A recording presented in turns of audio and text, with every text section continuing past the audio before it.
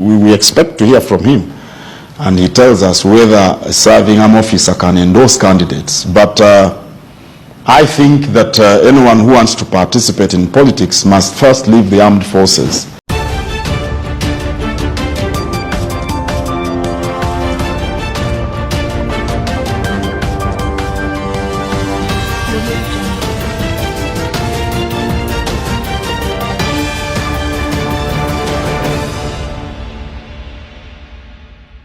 Yes, yesterday the Katikkiro of Uganda, Charles Peter Mayiga, came out and warned Muhoozi for engaging in partisan politics.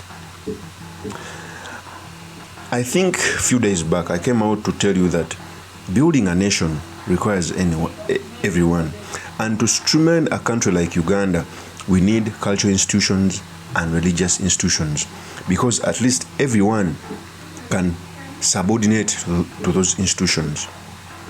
By Charles Peter Mayiga coming out to caution Muhoozi to stop flirting with danger, it is a plus to our jurisprudence. In fact, I ask every cultural institution and every religious institutions to copy the same. Okay? Because it cannot be that when our country is sliding off the rails, people who may have an effective effect on the democracy can continue keeping quiet as we head to danger. So in this episode, I've come to talk about the comments which were made by Charles Peter Mayiga, the Katikkiro of Uganda, what it symbolizes and what it means, but most importantly, the study materials we can learn from the politics of our nation. But before I do this, I want to know that if you're new to this channel, please subscribe. If you're watching this video from a different platform, please head on to YouTube, type in Sula Mawagali. There's a lot of content of this nature. If geopolitics and economics is what you want, this will be definitely the right channel for you to subscribe to.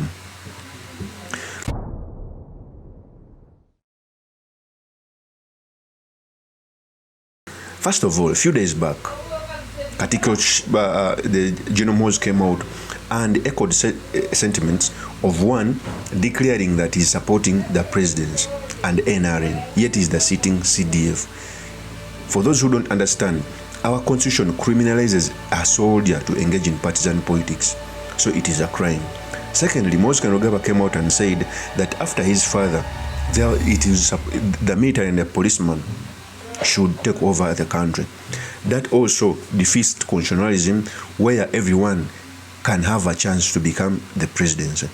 It can look like a joke, but our country is being militarized and our democracy is being eroded away. After those statements, the Katikkiro of Uganda came out and cautioned this. In fact, he even called out General Museveni to come out clear on this. Okay? In fact, he said these statements. We expect to hear from him, and he tells us whether a serving armed officer can endorse candidates. But I think that anyone who wants to participate in politics must first leave the armed forces.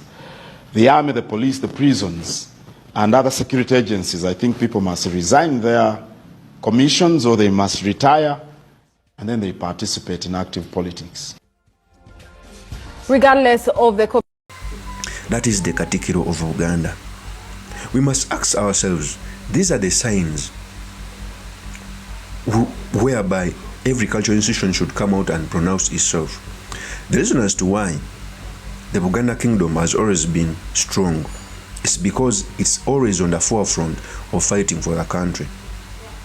For example, among the institutions that fought off the colonialist, Buganda was on the forefront together with Kabalega and I think Acholi and Lango sub-region, where Kabalega and the then Mwanga ran to. They ran to Dokoro, that is the northern region. Okay?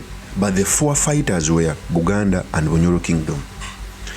Even our jurisprudence has been built around Buganda Kingdom, where they come out and talk things before other regions. No. Okay? Because they see Katikkiro Charles Peter Mayiga is doing the right thing.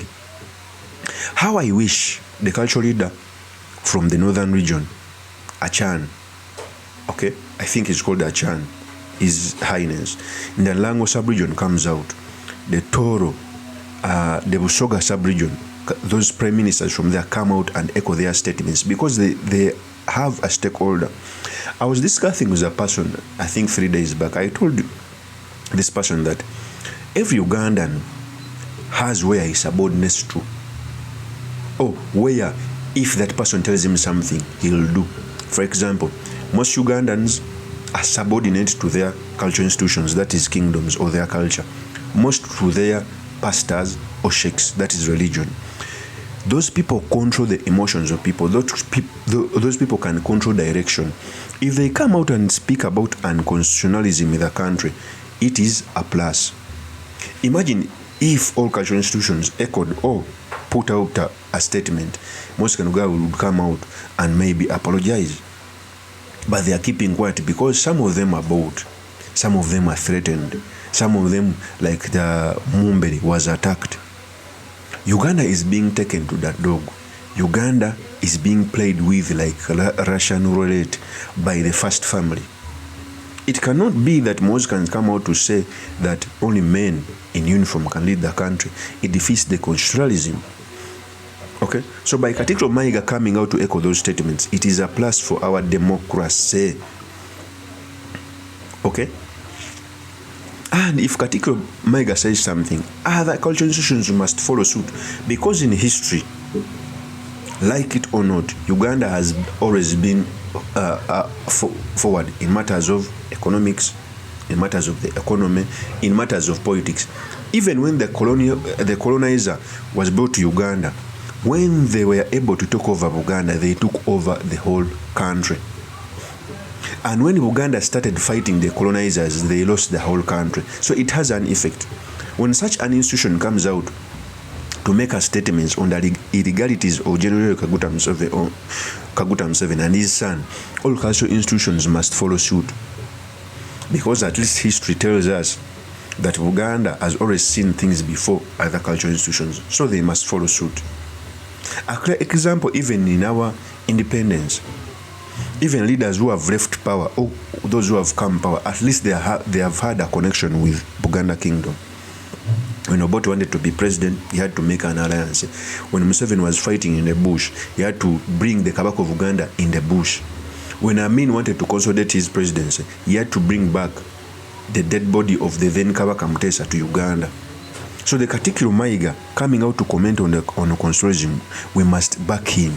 But I also call upon religious institutions, the Anglican Church, the Catholic Church, Busoga Kingdom, Toro Kingdom, Bunyoro Kingdom, Emorimori of Teso, Omukuka of Mbale, Lango cultural institutions, Achan of Acholi, His Highness. I may even those who have not mentioned here, because every cultural institution is there in the country, to come out and pronounce on our democracy, because if things turn wrong, the whole country will suffer. That is the truth, like it or not.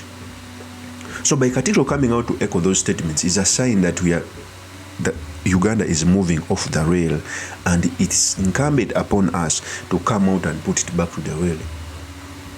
Okay?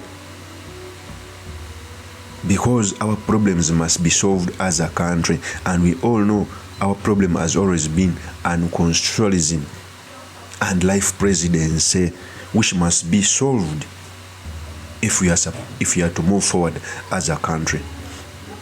Of course, that's my opinion. Do me your comments by commenting about this. Thank you very much for listening in. If this is your first time on this YouTube channel, I implore you to subscribe, like, and comment so that I can be motivated to do more of such videos. I'll see you on another one. Peace.